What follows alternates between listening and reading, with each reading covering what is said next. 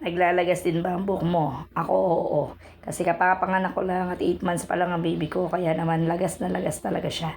So, iyan ang epekto ng mga nanganak. So, nababawasan ang ating hormones. So, ayan, nagkakaroon tayo ng paglalagas ng buhok, kaya ayan.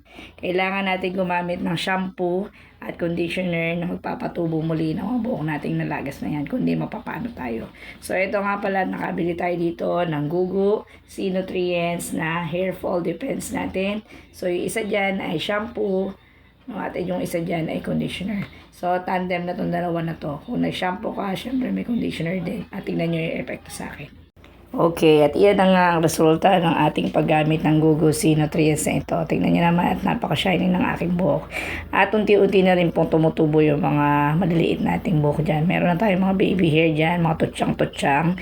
So, ayan, tinry lang natin suklayin para ipakita sa inyo na talagang maganda siya sa hair natin. Maganda yung conditioner, maganda rin yung shampoo.